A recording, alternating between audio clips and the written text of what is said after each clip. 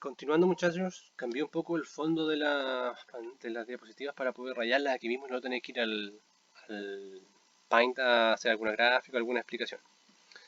Entonces, en esta segunda etapa de nuestro diseño de sistema de planificación vamos a hablar del muestreo del trabajo y cómo esto afecta, cómo nos ayuda a tomar algunas decisiones. Entonces, principalmente, hoy día vamos a ver, en esta clase vamos a ver muestreo y análisis de métodos.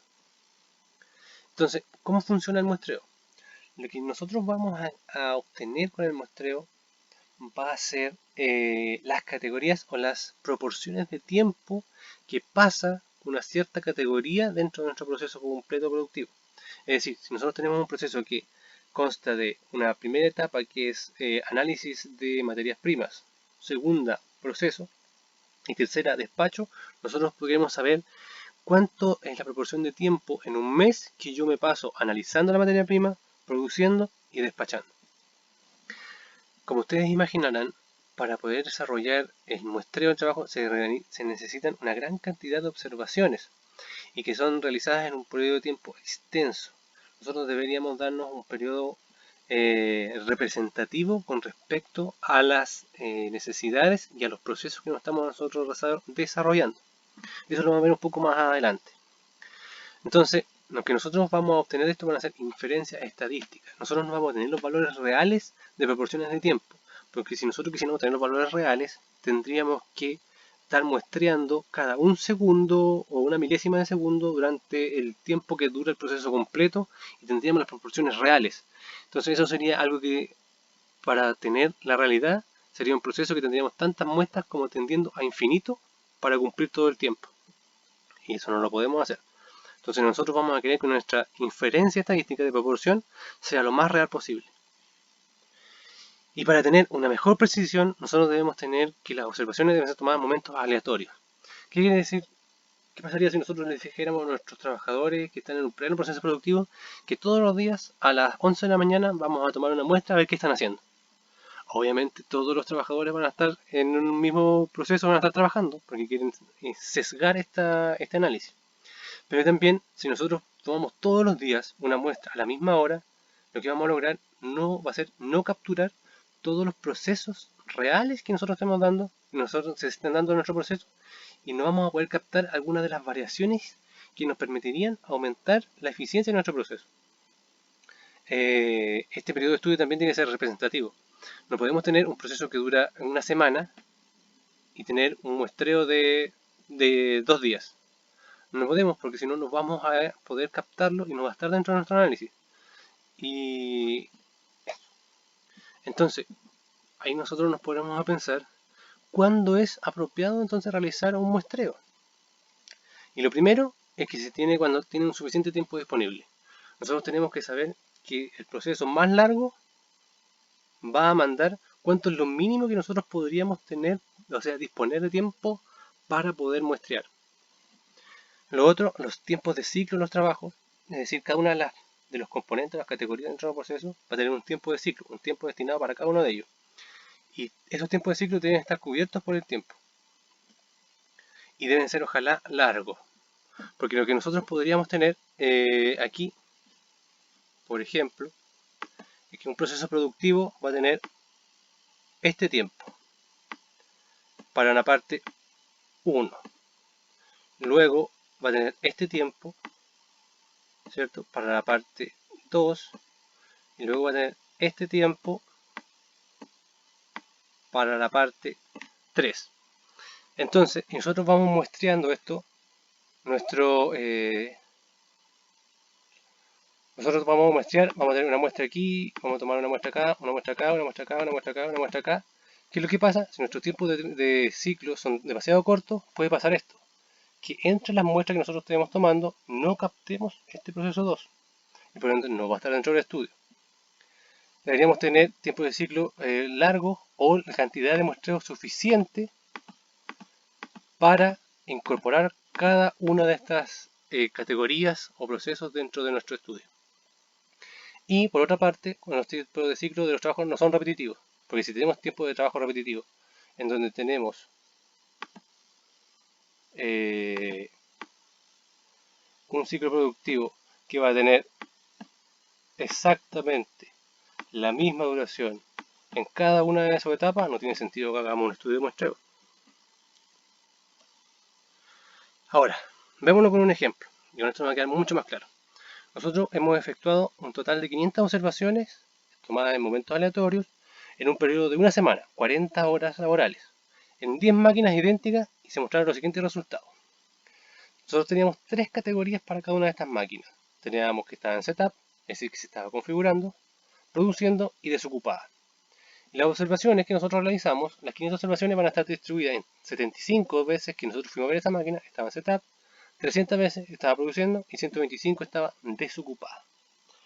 Ahora, si yo les preguntara, ¿cuántas horas por semana en promedio gastó una máquina en cada categoría?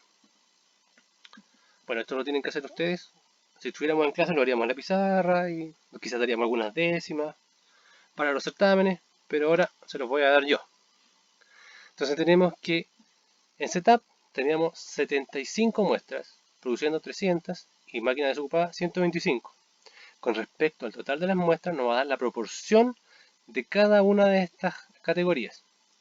Y si nosotros eso lo multiplicamos por el total de horas que nosotros tomamos este estudio, vamos a tener que el 15% de las 40 horas de la semana estaba en setup, es decir, 6 horas.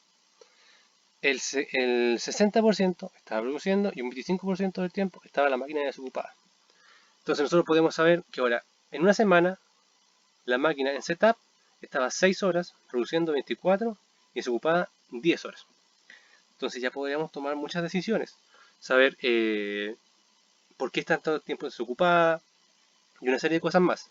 Pero tenemos que tener claro que estas son proporciones. Estamos infiriendo que en una semana nosotros vamos a tener esta distribución horaria. No es la real, pero lo que nosotros esperamos con nuestro trabajo es que esta sea lo más cercana al valor real posible. Ahora, este muestreo del trabajo, estos valores que nosotros vamos encontrando, ¿para qué nos sirven? Utilización de máquinas y utilizaciones de trabajador. Podríamos, como en el ejemplo anterior, podemos ver cuánto tiempo real útil tenemos en nuestras máquinas y cuánto es el tiempo real útil que tenemos en nuestro trabajador. También nos va a servir para la tolerancia en los tiempos estándar. Ahí me faltó una R. En la clase de la próxima semana vamos a analizar tiempos de ciclo, tiempos normales, tiempos estándar para poder medir todo lo que estamos viendo hoy día. Y vamos a ocupar unas ciertas tolerancias que van a estar asociadas a algunos descansos que podría tener el trabajador dentro del proceso productivo y reconocer que no somos máquinas y tenemos que descansar. Y para eso debemos calcularlo a través de muestreo y propiamente tal tiempo estándar. Ahora, ¿cuál es la base estadística para el muestreo del trabajo? Tenemos que la base estadística para el muestreo está asociada a una distribución binomial. Y aquí nosotros vamos a tener un parámetro P que es la verdadera proporción de la categoría. Entonces nosotros vamos a tener tantas proporciones P asociadas a nuestro proceso como tantas categorías K podríamos tener. Y como nosotros vamos a querer que esto tenga una gran cantidad de datos, vamos a tener muchas muestras disponibles, toda esta distribución binomial, por conveniencia computacional y por trabajo, podríamos decir que esta se aproxima a una distribución normal. Y esto es debido a la gran cantidad de observaciones que nosotros tenemos. Y como nosotros ahora nuestra distribución binomial la vamos a trabajar como una distribución normal, nosotros vamos a tener que algunas variables que son, por ejemplo, las desviaciones, la media, o el promedio, que va a ser asociado a la cantidad de muestras por la proporción de tiempo, y una desviación estándar, como lo muestran en las fórmulas 1 y 2 de esta diapositiva. Les pido que esto lo tengan en su mente porque la vamos a ocupar un poco más adelante. Esto es parte de la base de estadística básica, por eso no vamos a entrar mucho en detalle con eso, pero quiero que se queden con esos valores en su mente. Entonces, lo que nosotros vamos a buscar va a ser estimar la proporción de P en base a estas inferencias estadísticas. Entonces, lo que nosotros vamos a querer que este estimador, este P, sea insesgado. Es decir, que no tenga una variación y que el P gorrito, que es el P estimado que nosotros estamos calculando, sea lo más cercano al P real de nuestro proceso. Y debe tener una baja varianza. Es decir, que si nosotros no somos exactamente el mismo P, todos los P que nosotros podamos obtener dentro de nuestro proceso productivo tengan una baja varianza y sean muy cercanos al real. Entonces, lo que nosotros vamos a obtener al final va a ser lo que se muestra aquí. Ya no podemos tener tanta certeza y vamos a tener intervalos de confianza para nuestros datos. Entonces nosotros vamos a tener un valor de P que debería estar en la media, ¿cierto?, de los datos que nosotros estamos buscando. Y vamos a tener un valor de P gorrito que también debería estar en esta media de datos, o deberían ser lo más cercano posible. Pero este valor de P gorrito va a tener una cierta variación, va a tener una cierta variación estándar dependiendo del estimador que nosotros estemos utilizando.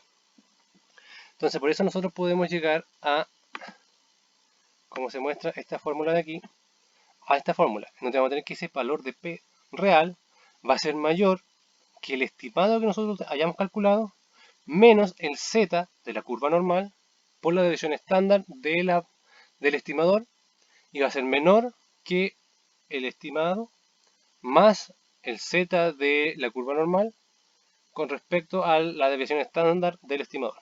Y esto va a tener un cierto valor de confianza que generalmente o típicamente se utiliza el 95%.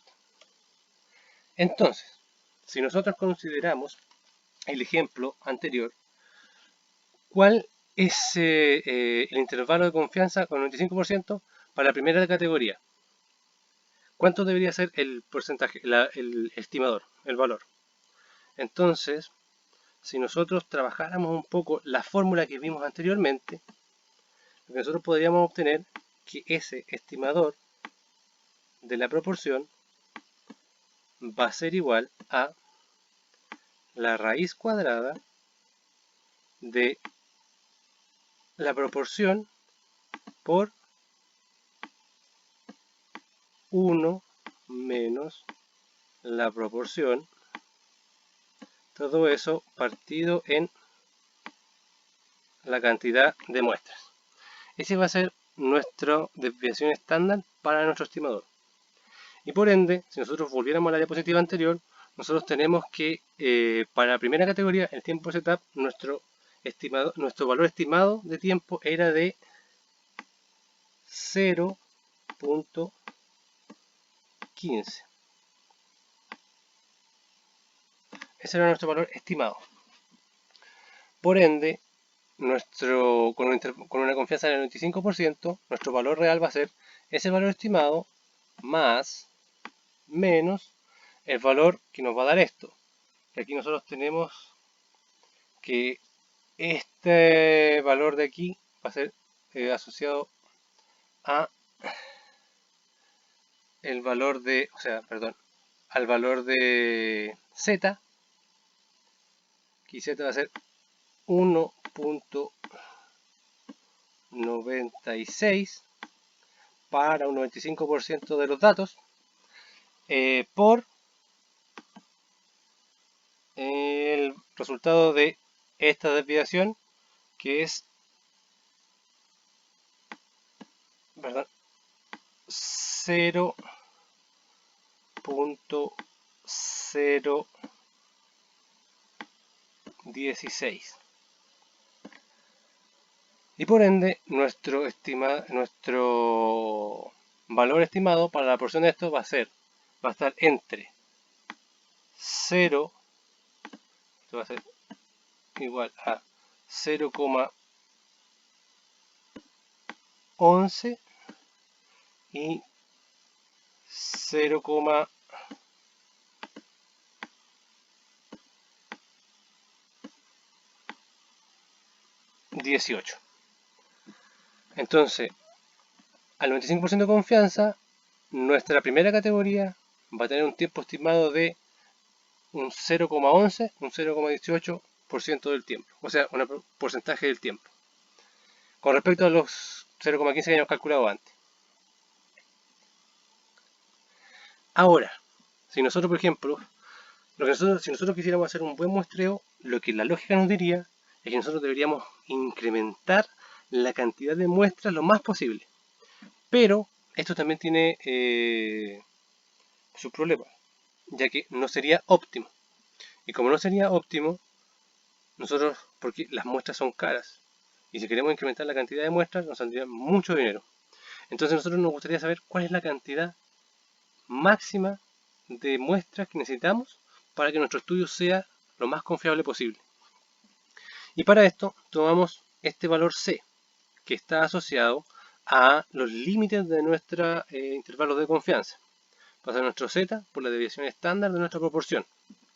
Y aquí nosotros podemos despejar nuestra proporción, ¿cierto? Nuestra desviación estándar de nuestra proporción y tener este valor para C.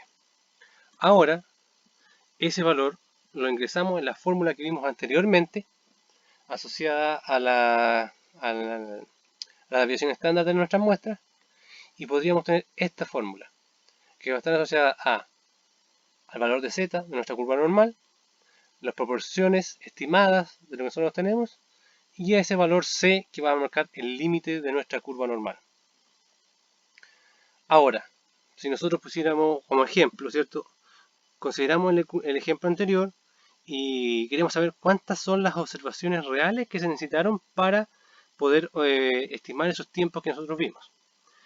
Vamos a tener que nuestro intervalo de confianza debe estar dentro del 0,03 del valor verdadero de la proporción. Y este 0,03 dentro del valor verdadero, ese va a ser nuestro C. Perdón, fue demasiado grotesca mi C.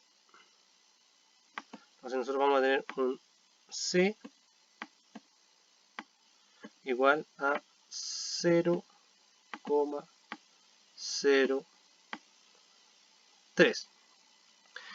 Y nosotros nos dicen que inicialmente este valor fue estimado por un supervisor en base a observaciones como un 0,2.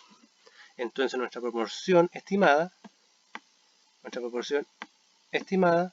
a ser igual a 0,2. Y si necesitamos un intervalo de confianza del 95%, ¿cuántas son las proporciones las muestras que nosotros necesitamos para nuestro problema? Si nosotros nos vamos a esa fórmula, vamos a tener que tenemos un Z al 95% va a ser 1.96 al cuadrado por 0,2, que es la proporción, ¿cierto?, que él estimó, 0,2 por 0,8, ¿cierto? Y todo esto dividido en 0,03 al cuadrado. Y esto como resultado nos daría 683. Entonces, en base al intervalo de confianza que nosotros necesitamos y en base a los estimadores que nosotros tenemos, la cantidad mínima de muestra que nosotros necesitamos para poder tener valores realmente cercanos a los verdaderos va a ser de 683. Y por ende las 500 observaciones que nosotros partimos con este ejemplo estarían quedándonos cortas. Bueno muchachos, hasta aquí lo vamos a dejar. Esta es la primera etapa, lo que me pidió el profesor Herrera, que es lo más macro de lo que vamos a analizar. Espero que haya quedado claro. Cualquier duda que tengan, no duden en escribirme. Al momento que yo suba estos videos, voy a estar conectado para que ustedes, mientras los vayan viendo, me puedan ir haciendo preguntas. Para la sección del martes, va a ser en el horario del que sería la práctica, que sería a las 5 de la tarde. Yo me equivoqué en el correo, lo siento. Y para las personas del miércoles, que les correspondería en la mañana, también voy a estar conectado en su horario para que me puedan hacer todas las preguntas o dudas que tengan con respecto a esto. Además de decirle que mi disponibilidad es absoluta, así que si ustedes tienen fuera de ese horario, quieren ver los videos en otro horario y pueden hacerme preguntas, no tengo ningún problema en responder el chat de Teams, los comentarios del video de YouTube, mail o como ustedes estimen conveniente. Así que agradezco su audiencia, que estén muy bien, cualquier cosa me comentan y nos vemos en el futuro.